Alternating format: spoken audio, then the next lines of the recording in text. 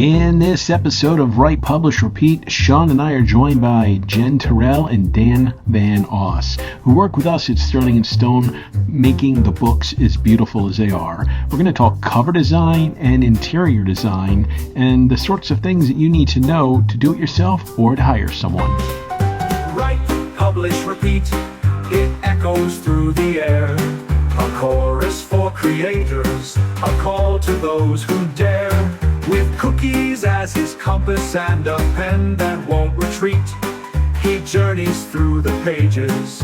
Write, publish, repeat.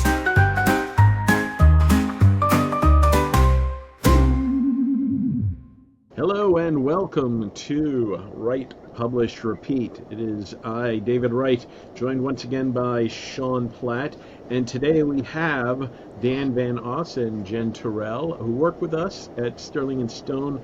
Dan's on cover designs, and Jen does all the interior stuff. Welcome. That's what we're going to be talking about today. These are backbone people. So both Dan and Jen have been with us for 7-8 years at this point, like a long time. At least. Yeah. I mean, like family time. they're at this point they're OG and really instrumental in actually Dan was our second major cover designer to kind of like anchor our look. But he's been here so long and done so many of our covers that pretty much the Sterling & Stone look is just kind of like the Dan aesthetic at this point. Not sure if that's good or not. Yeah, you can see it across all the genres, and it's been amazing because it's muscle memory. Like I've been watching Dan do covers for many years now, and like I mean there are tools that have come along that have made it easier, but like those aren't the human parts. The stuff that's really gotten exponentially better is actually Dan's ability to see the picture, and the best tools in the world are kind of useless if you don't know how to use them. And Dan, it's been amazing to see. Just like there's some covers that we have in our library that are just like they're so great. There's one in particular that I know that we're all agreeing on. It's like the best thing we've ever produced. But there are images that can kind of be sold on a click, right? Like pitches that we've taken out to Hollywood that's based on this idea plus this image. And the first thing that we took out in any like large effort on a pitch deck, 100% of the people who we would pitch to would at some point during the pitch say, "That's the best deck I've ever seen." And then there was one company, they didn't say anything, and I'm like, "Oh, perfect, perfect track record broken." And then as we're leaving, they said, "Wait, I just got to say, that's the best deck I've ever seen." So Dan's specialty has kind of gone from covers that are beautiful to covers that convert, right? Like the whole idea behind one-click cover is that the image is strong enough to compel behavior. And so that's kind of how we handle a lot of our stuff at Sterling & Stone, is figure out what's going to convert first, but having it on the visual side has been just a godsend. So thank you, Dan. You're welcome. So you mentioned one-click cover. Do you want to tell us what that is? Well, yeah, so it's a book that Dan wrote many years ago that's out there. It's also a fledgling little cover design business that we have not had time or bandwidth to actually do anything with other than to give it a name. And right now it's, I'll work with a client and secretly send them to Dan on the side. And like that's kind of all it is at this point, but we'll get our shit together at some point and do that. Okay, and Jen, how would you describe the advancements that we've made with the book interiors at Sterling & Stone? Back from when we started, we were doing everything in Scrivener, and now we're using something else. So tell us about that. I love vellum. Not that I'm going to make a commercial for vellum, but vellum is nice and slick and simple, and I think it's helped us to sort of, again, give the whole studio a sort of standard interior look, which has been nice. There are some differences from one book to another, but sort of overall, the whole catalog has a similar core to it with the interior look.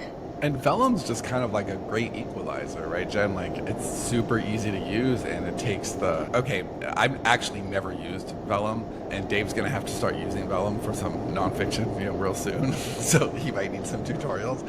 But from what I imagine, it is kind of like, you're not going to get the kind of interior layout that you'll get on, like a premium nonfiction book, say, for example, with like graphs and things like that. Before Like InDesign Yeah, stuff? right. That's actually like really precise layout. But for a fiction book, it gets you 90% of the way there in like 5% of the amount of time. Was that fair? Yeah, that's fair. You take your Word doc, stuck it in there, make sure everything's in the right place, and then there's a really nice, easy way to make sure that, everything's the same all throughout, that you're using the same fonts, you're using the same start and end of every chapter, any image or any ornamental break, you can kind of standardize it throughout without having to go through and, be very finicky with each thing. It also So, catches I love it. like your work too. I know that I gave you something to compile not too long ago, and you're like, well, these chapters are different, these headings are different, because it just flags it easily. Yeah, pretty easily. You can see if some chapters have titles and some don't. Like that, I think that was one of the things I was like, wait, this one chapter isn't titled the way the others are, and you can really quickly see that something's not the same. You will be shocked to know that was originally a Dave draft, and he's not super consistent on his chapter title. So would you say that, I'll resist the urge to poke back, is the interior on Vellum, do you have to do two separate ones for print and ebook, or can the same one be used to output for both? That depends. If we're doing a wide book, we often use the same, because another feature that it has is you can have certain things and you say in ebook only, and others can say in print only. So like the things that say click here to join our list, I leave those out of the print books because there's no need to have them in the print books. But for our KU books, often we have at the end of the last chapter, because you kind of want people to flow through into the next book, put the what to read next at the end of the last chapter, as opposed to being a totally separate page after, you have the end and then you go to the blurb. So it has some really nice features where you can put in, about the author and blurb, and it has a nice way of putting the photo in there of the next book and the link and everything. So if we're doing a KU book, I will do a separate vellum for the print book, because I can't really take it out of the interior of the book and say I don't want this link there. But for all of our premium books, we can use the same one. Is the tool static, or does it constantly like add features and get better and easier to use? I feel like it's been pretty static with adding a few extra nice things. Like there was a point where it was kind of hard to make the blurbs look nice, and then they updated it and they had their own little add a blurb element.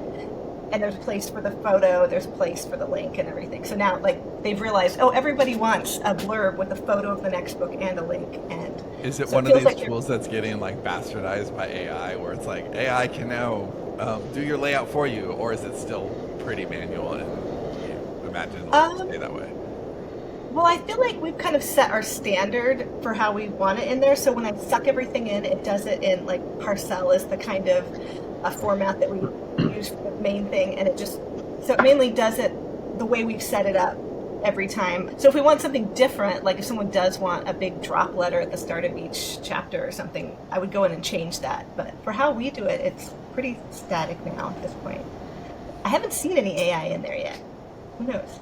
Maybe it's probably coming. It seems to be coming everywhere. It does seem to be coming everywhere. Dan, how do you feel about AI coming everywhere? AI, I'm trying to understand what you're talking about with artificial... Yeah. Insemination.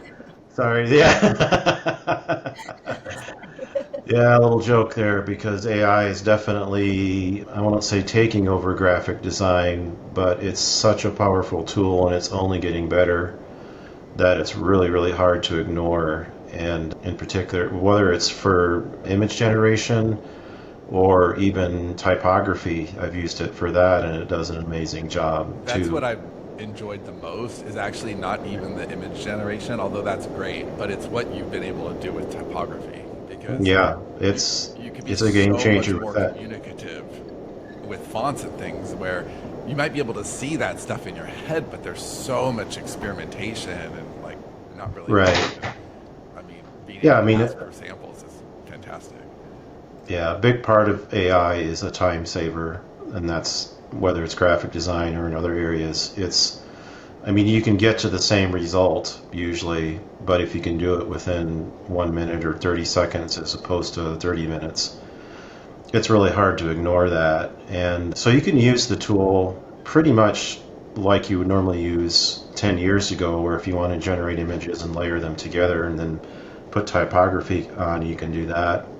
And there's some cleanup tools you can use as well. But Well, it's also you've always been like poking at the frontier of it because I remember back. I mean, this is way pre Midjourney. I don't even know what you were using because I don't even think it was AI. It was like 3D rendering stuff, like for the oh yeah, zero, yeah, yep, you know, and you were trying to find ways to push your cover design, but the tools hadn't really like matched your ambition yet, right? yeah, They were there were cool tools out there, but they weren't really doing the stuff. But then there was a lot of early Midjourney experimentation. But then there was some sort of a tipping point a year and a half ago, where you had been doing it long enough to like learn some really solid tricks, and then the AI itself had caught up to where it could do yeah, some things without 9 fingers or like mangled typography, because it was not figuring out fingers or type for a long time. What was that like when all of a sudden you had more control and you could really see iterations like making a difference? yeah. It's pretty exciting when you have a tool that you where it's something that's such a game changer from the get-go. And Midjourney was kind of that way to start with, where you're generating something and you're thinking, okay, I remember thinking stock photography is dead, and that was 2 years ago. Because, I mean, I just saw what it was doing, and I knew that it was only going to do it better for the next 2, 3, 4, 5 years. So, and there are probably about 4 or 5 programs that I work with, and those programs have different iterations. So one of the programs is called Ideogram, and it does a great job with text. And they all have different strengths, and some are stronger with realism, some are stronger, and they kind of evolve over time. For like Midjourney right now, I don't actually use it a lot because it's become more painterly. It looks more like paintings and graphics. I don't know, it's kind of hard to describe. So anyway, every tool not only changes, but it has kind of a specific thing that it excels at. In fact, I found one, I think it's a Google, hang on a sec, Console Cloud, Google Vision in Google Cloud. I'm not even sure how I found it, but anyway, it does realism really well, and you can put in the same types of prompts and experiment, and that's kind of what I love to do, is kind of experiment around and say, hey, what is it? How does this tool excel at? And then you have these tools in your tool belt, so to speak, and you can say, okay, we're trying to find something for sci-fi. I know this tool works best with that. We need to generate typography, so Ideogram does that better. And then those tools evolve over time. I mean, Ideogram just came out with a new version yesterday, I think. So, but it's fun to stay on top of those. I do enjoy that. I do like being kind of on the cutting edge of what's it going to be next, and what new tool's going to pop up. And Yeah, you're typically the person I always ask. Like, if I yeah, want to know what yeah. I was going to send you a link to this new one because I know you like to dabble as well. Oh So yeah, I'd love to see it. I think yeah, it's fascinating stuff. And a few years ago, I would have like loudly declared that cover design is not something you should mess with on your own. Like, you hire a professional cover designer for that. But it is a place where an indie author, if they're using the right tool set, for sure, right. You do want to like clean up your work. I know Magnifique is another one that you Yep. use, where it will take like a base rendered image and clean it up, because you don't people. It's a little bit like in the older days, where all of a sudden indie publishers were competing with traditional publishers, and the average reader didn't really care whether it was traditional published or self-published. They just didn't want to know. And if it looked like you got your cover on Fiverr, well, that was a clear indication. But if you could pay for a great cover, then all of a sudden you were still competing with traditional. And I think it's the same here, where there are some people who will object to an AI cover just out of hand because Hmm. that's just kind of their belief system. But for most consumers reading books, they just don't care. They just want the cover to look good. But if it looks obviously AI generated, that's probably not a signal that you want to send, but that's polish. So I think that it is about using the right tool. And I would generally say that if you can do your own cover in Canva in 15 minutes or less, it's not good enough. It shouldn't look like you were able to do it. I think that with the right tools and the right level of experience, you can fake it like never before. But I still think that there's a lot of like human intelligence that goes into that. Yeah, I think you're right. I mean, it's a great tool, AI in general, but you're right with the polish. I mean, very few images come across perfectly done. So we mentioned fingers. There's still finger issues. Don't ask me why. A lot of six-fingered people in AI. And so polish and cleanup is really huge. And Photoshop actually works really well with that now. They have and I'm not going to get the right tool, but they have the ability to be able to circle an area, and they have generative fill, that's what it's called. And you can put in like a butterfly in this area, or clean this up, or whatever, and it will fill that area in. That's using AI as well. So cleanup is really huge. It's very important because nothing comes across that you just download straight away and everything is perfect. Yeah, I've It's also not to that noticed point yet. on images that, like, let's say your umbrellas is the main prompt. That's what you're looking at. Yeah. It's like a sea of umbrellas. Then pay attention to the rain because it's going to have like demons in it or something, right? Yeah, right. It's the thing that you're actually asking for usually looks pretty good, and your eye goes to that thing. Yeah. But then it's the other stuff that's in the background you have to really, really look at. Jen, you're kind of on top of our reviews all the time. You're very present on once something gets to market and kind of monitoring it and setting promos around it. Have you noticed any sort of trend shifts in? I know that when AI was first, peeking its head out a couple years ago, you'd have reviews that were people didn't like it. But is it softening? Do you feel that like people aren't? I haven't seen people mentioning it much anymore. And I know there's one spectacular cover that Dan did where people in reviews were mentioning how good the cover. Like, I picked this up because of the cover, and which you probably know. Is it okay? Yeah, I know. I think I know which one you're talking about. Yeah, that one got a lot of comments where people are like, "I'd never heard of this author before, but I loved the cover, so I grabbed the book." But I haven't seen a lot of mention of AI covers being a complaint lately. Yeah, I felt like that burned hot for like a really short period of time, and then it just became a non-issue. Well, I think. Yeah, I think. Well, I think sorry. I think the intensity. I think the quality of what it can do now is high enough that some people don't care, or they don't notice. I think too. I mean, there's AI images and now video actually on Facebook that I see, and people think it's real. They just, like Sean was saying, your eye kind of assumes this is real. And then if you investigate it, you realize, no, that's not what an umbrella looks like, or a dog, or whatever. So I think people have kind of gotten more used to it as time has gone on, and I think it's gotten better. And I think it's just kind of this assumption that it's kind of here, and we really don't care.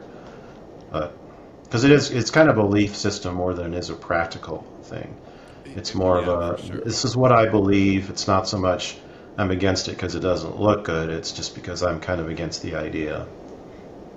Now, people that are, using AI for book covers, if they want it to look good, they still need skill with, creating this cover, for editing the photos or the art or whatever. Do you feel that a lot of people that are using AI, do you think that it's like a lot of the graphic designers, do you feel that the ones that can utilize AI can still have a place in this new world, basically? Like, can they just get more done with this and create better art, perhaps, in less time? Yeah, I think for me it's a matter of time and and a lot of it is a matter of time, and it's a matter of it's just like if you were doing a fantasy cover and you needed, and your author says, I've got my heroine has purple hair and she wields a golden sword, Green and eyes, you right, go to Dan? your yeah, and has green eyes, and you go to your stock photo site, deposit photo, Shutterstock, whatever, you're not going to find that image.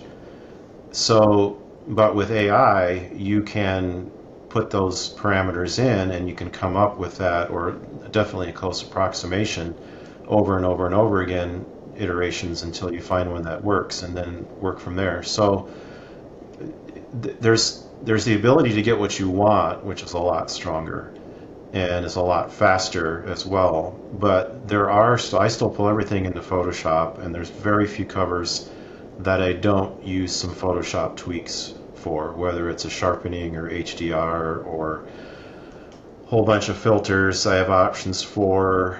That's where your artist eye comes in, and you're like, okay, there's too much color going on or whatever. I mean, you got the basic foundation of your cover there, but now you need to tweak all these parameters in order to really fine tune it. And that's where your artist, whatever you want to call it, your skills still come into play. That's not AI, that's still your skills to really get to a final point of making it look even more Yeah, professional. do you feel like this is requiring, I mean, oh my God, your dog is so cute, Ted. Do you feel like it's actually requiring more? So let me backtrack. So we at Sterling and Stone, we put our own ideas into what we call the garden, and each of those ideas has an image attached. And Dan knows that I've spent too much time making images that don't really matter at all, because at some point they will get replaced. It is just a holder, but the image is part of telling the story for me. So I used to care, like, what the little poster that would accompany the idea. And back before Midjourney, I would spend like kind of a stupid amount of time trying to find the right stock photo to put like the right title on, and I would spend way too long for a subpar result. Over time, once I got really familiar with Midjourney, it became really fun because I felt like I could get something that communicated 10 times better to Dan, who would then make a better version of it, at some point. But it would communicate 10 times better. It would take me less time, and then I would feel the reward afterwards. Like, I didn't just find this stock photo. I kind of conceived this image in some way, and even though I did have a robot to help me generate it, at the end there was a little more art to it. And for you, it's like exponentially more, because you are actually taking things to the finish line and having to use a lot of like processing power to figure out what are the prompts, what are the tools to finish it. And it's just like, to my mind, just a new kind of work. It's a new kind of art. So like, this didn't exist a few years ago, and now you have like all of these different flows and processes and tool suites. And so do you feel like it is a legitimate art form and it's just different? And do you feel like your brain is getting pushed into new ways of exploring? That's a great question. I think there's some legitimacy to it being a new art form, even though robots are creating the images. But there's a lot of what I'll call producing or editing, where you're looking at the images and saying, okay, this works, this doesn't work, this part works, let's remix it. There's definitely a lot of new skill sets for these tools that weren't there 2 years ago, some of them not even a year ago, where you're able to remix an image or take part of an image and in-paint it and all these other things, and they just weren't there. And so there definitely is an aspect of these being legitimate tools that you're using, just like we've used Photoshop for almost 30 years now. They're just different tools. But there was a lot of like, I remember in high school, there were a lot of like questions. Is Photoshop cheating? Oh yeah, right. Yeah, Photoshop, like, okay, you're not, or like digital photography, that's not a real photo, you didn't put it on film. Yeah. And I remember seeing digital cameras, and a buddy had one, and I'm like, I got to get one of these because I can see what I took a photo of right now.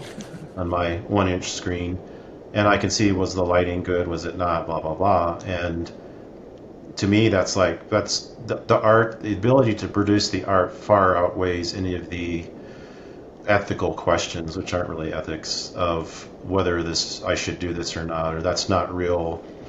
That's not real photography, that's not real music, fill in the blank, that's not real art. I think, and especially when you're looking at it in a business standpoint where you're trying to produce a product, time is a factor, quality is a factor. You're trying to reach a goal of selling a product, and so that motivation is pretty strong for you to use these tools well. But they are tools. They're, like I said, I found one a couple of weeks ago, a new tool for generating AI art, and you kind of learn how it operates and what parameters it likes and what it excels at. And I'll use it for this, and I'll put it over into this other one, and then process it there, and so forth. So it's pretty fun, actually. Yeah, I find the same thing, and I find that it's pushing me to do things that I haven't done before. So AI, for me, it's still not at a point where it makes me go faster, because, again, whether it's words or art or whatever, there's so much cleanup that it doesn't go much faster. But I am able to do things that I can't do otherwise. So, yeah, a year ago when we were taking ghosting clients, 100% of them, it's in the contracts. We're not going to use any AI in any level of this work. And now, when I'm having a conversation with a client before the contract gets signed, I'm like, are you sure you want that? Because it will actually dilute the totality of what we can do. Because there are some things that AI is going to do better than me, and that's interesting. Jen, so in packaging, I actually don't know this because I haven't been in a marketing meeting in a while, but is AI something that helps with product descriptions, for example? Because that's something that a lot of authors are not very good at, right? But copywriting is not the same as writing, and if an AI can read your book and spit out 10 compelling product descriptions, is that something that authors should be looking at as ways to streamline how they're getting their product to market? It is potentially. I think always getting the point across in that little space, that's interesting, that excites the imagination and curiosity without giving too much away. It is a hard thing for a lot of authors to do. Well, they're also very precious about their stories. They want to tell the whole story, and really that's not what you're trying to do when you're selling a story, and a robot isn't going to be as precious, right? Yeah. That is true. Well, we already remove it a step from the authors by having them do those post-production forms where they basically give us the rundown of what actually happens, what needs to be left out so that you don't spoil it, and then the marketing department does the blurbs for them. I don't know that we are using AI at this moment, but I don't think for blurbs it would be completely off the table. I mean, I know that for the books we have not been using AI. Oh, yeah. No, I know that. Text. But yeah, I mean, you're probably right.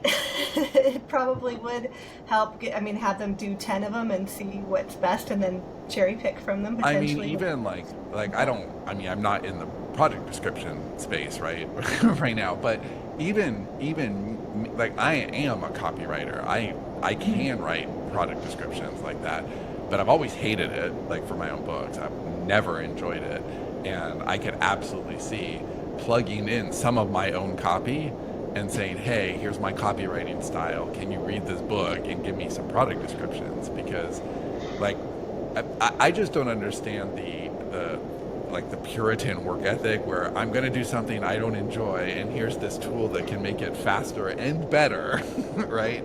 But I'm not going to do it because, it's not handcrafted. But I would rather have more time to handcraft the things that I actually care are handcrafted. And product description, that's one of those things I'd pay a copywriter to do it for me anyway, because I don't really get enjoyment out of it. So I imagine that's a workflow thing that a lot of authors could incorporate.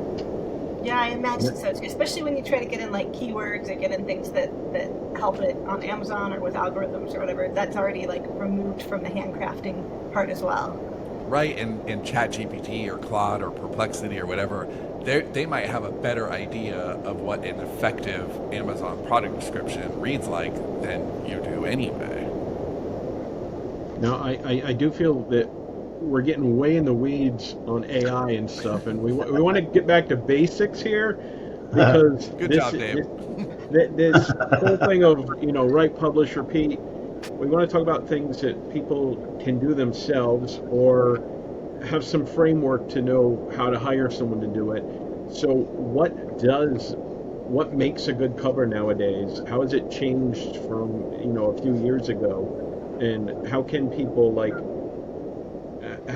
know what they should look for in a cover or to make for themselves? Yeah, I don't think that those parameters have really changed too much. I don't believe they do hinge on. I mean, it goes back to most people are purchasing their books online, and it goes down to that 1-inch image on your computer screen, and that's the first piece of communication that they get about your book. Unfortunately, it's not your writing. It's this image, and so that has to communicate well, and it has to communicate specifically the genre, and it has to communicate through its quality. It communicates quality itself, so the outside packaging can communicate that there's something good inside or something junky inside.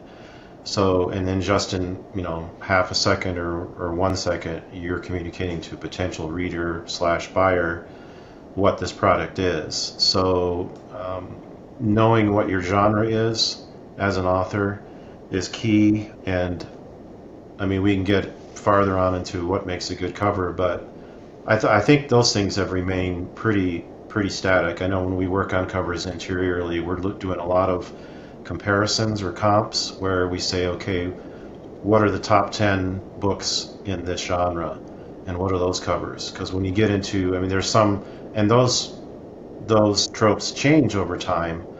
So for a while it might be, say, in psychological thriller, it's the woman running away down the street, and everybody has that, and she's wearing a red coat or whatever.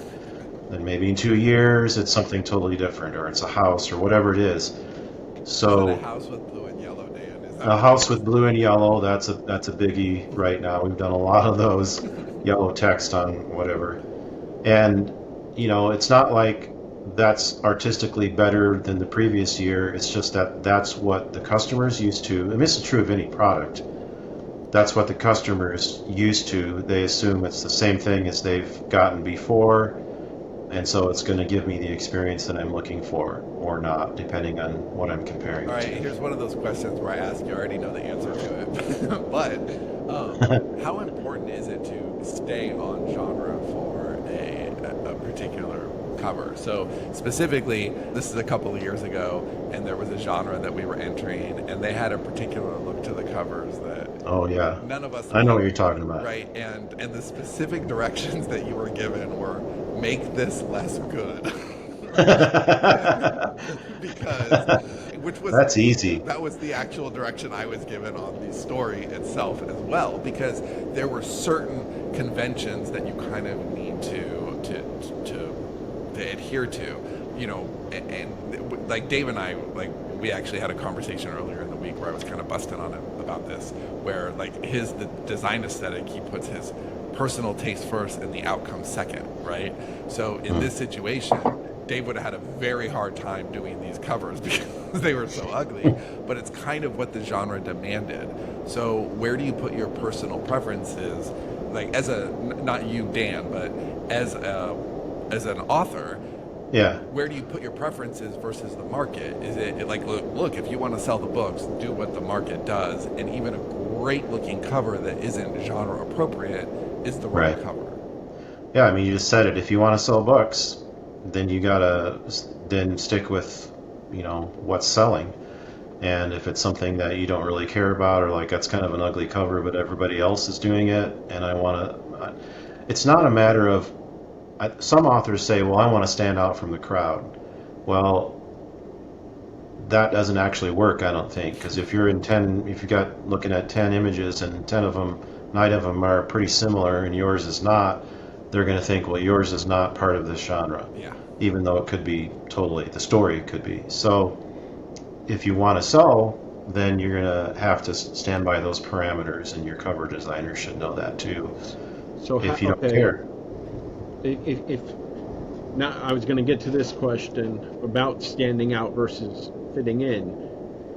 how do you avoid fitting in and looking so much like the other covers that there's no way people remember your book or your cover? You just blend in so much you practically disappear. Is there a way to have some individuality within the parameters of the genre tropes? It's a good question. There probably is. I'm not sure if. Yeah, I mean, you think it's kind of a balance between, well, you don't want to just blend in with the crowd, but I would say you probably want to blend in with the crowd more than stand out. But I don't know if Yeah, our I marketing would say team.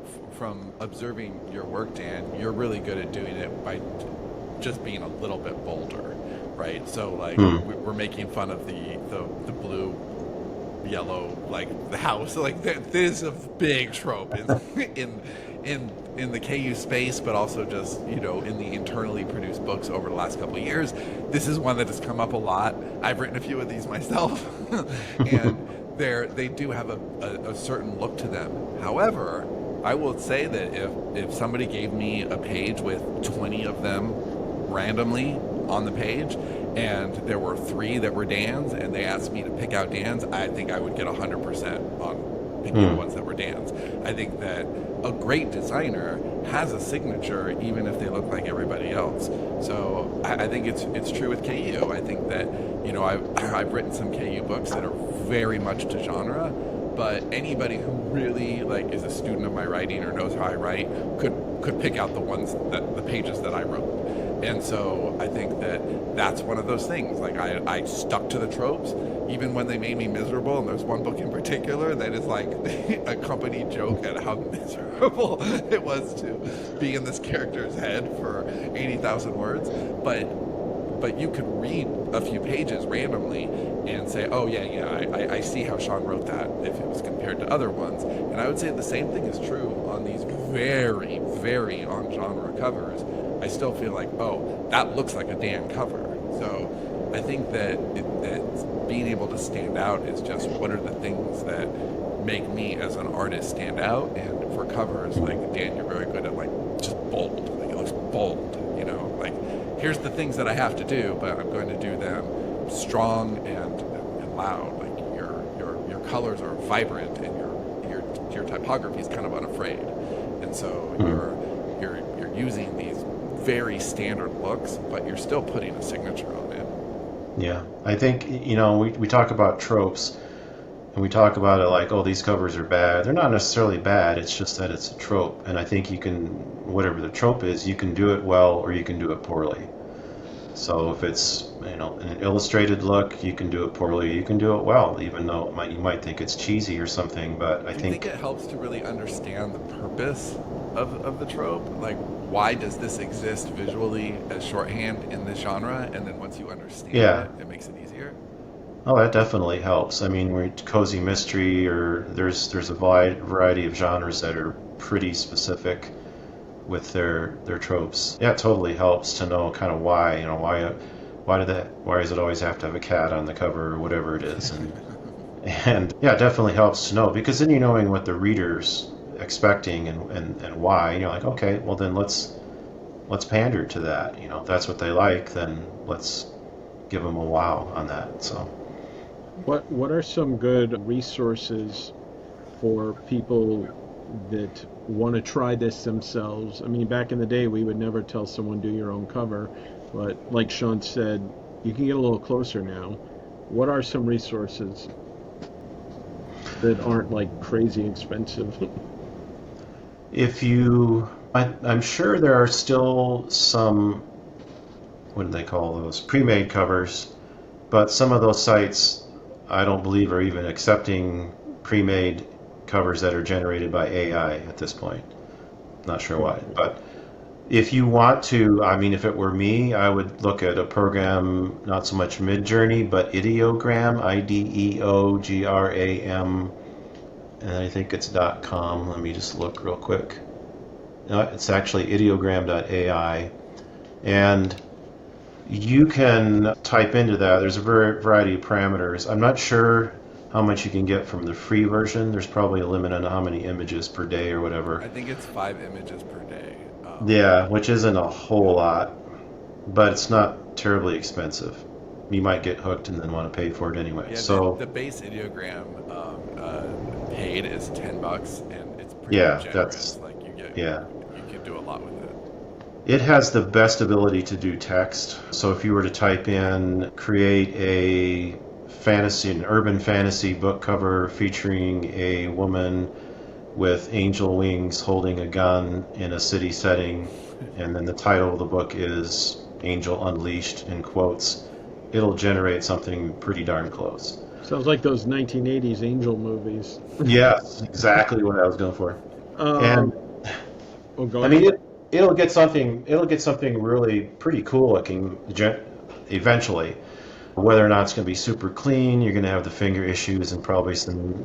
If you've worked with AI before, there's little bitty things that are just weird, like it's a kind of a dream or something that's going on. But there may be other tools you can use to clean that up. Photoshop's pretty expensive for most people, but I haven't checked online resources for that. Some of the programs, actually, Ideogram has some cleanup features within it, or you can also expand and it'll regenerate with a.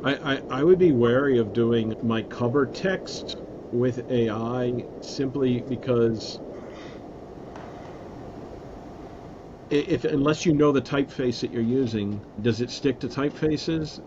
Because I've noticed like when I've seen other stuff generated, it doesn't have a uniform look. And if you want to stick with branding, like let's say this cover looks really cool with the Gotham font or whatever. Right. Well, you might not be able to do that in another round because I don't know Yeah, if they use my typeface or not. yeah, that's a great point. If it was a one-off cover, like which most people don't, they usually do series. And so if I'm doing a book that's kind of a one-off cover, sometimes I'll include the text because it may come up with something I wouldn't have thought of. But a lot of the times I'll just go for the image and not the actual title in the book, and then I'll lay that out in Photoshop. But what you can do, well, and you can go back into Ideogram and generate just the title on, let's say, a black or white background and overlay that. But that's a good point, is if you're doing a series, then I usually will work in Photoshop with just a specific font in Photoshop because I have to replicate that for book 2, 3, 4, 5, etc. So I'll just lay that over the image and not do the text in using AI. You can Yeah, also there, ask there are. AI, hey, can you look at this and tell me what font this is or what font is close to this? Because one thing that's for me I found is great is ideation. That like, it's going to visualize things in ways that I haven't thought of, and now I understand kind of what visual I'm going for, and now I'm going to use a different tool to get that result. Yeah, yep. I mean, the ideation on that is a key part because you can just generate, and until you get something. And then if you get something on a lot of these programs like Ideogram, they have a remix feature and a percentage on that. So you can say, you've got an image and I like it, but let's see what other options we can get. You can do a remix at 50%, and it will come up with 4 new images that are similar to that one. Or you can do it at 90%, it'll be super similar to it. Or 20%, it'll be a lot more variations with it, but still kind of the same Yeah, I'm idea. looking forward to the next generation where there's a little more control in the editing Yeah, process, yeah. because I feel like I can get to 90% of what I want, and then I will lose an hour trying to close the distance, and it's Yeah. so frustrating. Yeah, I think that's true of just about any AI, whether it's, we work with music as well, and it's similar in that realm where there's not a lot of granular control yet. I mean, it's really cool, but we're not to the point where you're like, okay, change all the purples to blues, Yeah. or, get rid of whatever, really minutia, or just areas, clean this area up, that type of thing. It's kind of getting there, but it's still pretty much feeding it into the machine and coming out. Is it good? No, try it Yeah, again. there's definitely a one-armed bandit. Yeah, there's a lot of waste, so to speak, a lot of digital waste going on. I mean, you could do 50 generations and find one that you like, but Yeah. that's kind of one of its powers or its strengths. Now one of the lower price option or free option, if you don't want to do Photoshop, you can do GIMP, Hmm. and you can take like the the AI generated art, or if you're doing stock photos, some free stock photo sites that allow for commercial use. Additionally, if you have an iPad, this is iPad only, unfortunately. If you don't have iPad, you're kind of out of luck, but Procreate is a great app. It's like $10 for one, you buy it once, and you could do some editing in that. You could do like manipulation, photo manipulation, coloring, and text on that as well. So there are some cheaper options if you want to experiment on your own. But if you don't know what you're doing, you definitely want to, hire somebody, because your cover is very important to get noticed, to get your book sold. And like Dan said, even if you're not trying to stand out completely in a genre, you want to present as good as these other things, an equal or better reading experience than these other things. A lot of times people that are indie, they think that they can do it themselves, and they can't. They don't really have a good gauge on how good they are, and it looks amateur hour. And I think there are some people that are willing to overlook that, but I think the majority of people, they expect a little more professionalism when it comes to the cover, because it does say, like, do you want to read an amateur book, or do you want to read a book that is, on a professional level? And it does make a difference. And I like indie authors as much as the next person, but if I see a cover that just sucks, I'm going to think the story sucks. Even if I think the story is like the best idea ever, that cover really tarnishes my experience going into the story. And maybe that's just, I'm too damn picky. but it bothers me. Like, I'm the same way with traditional publishing. If I see a really nice cover, but then they have like an ebook version which has some lame ass, I don't want that. I don't want the nice cover.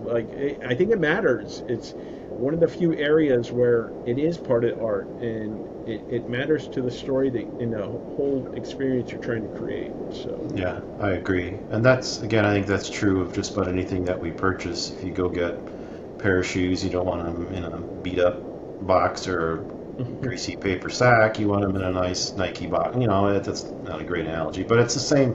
You assume that the quality in the exterior. I want to know where they sell sneakers in greasy sacks. Yeah. I think my dad growing up on a farm had that. Yeah, somewhere on the street corner, I guess. But anyway, maybe not a great analogy. But it's important. I mean, it's kind of the way it is.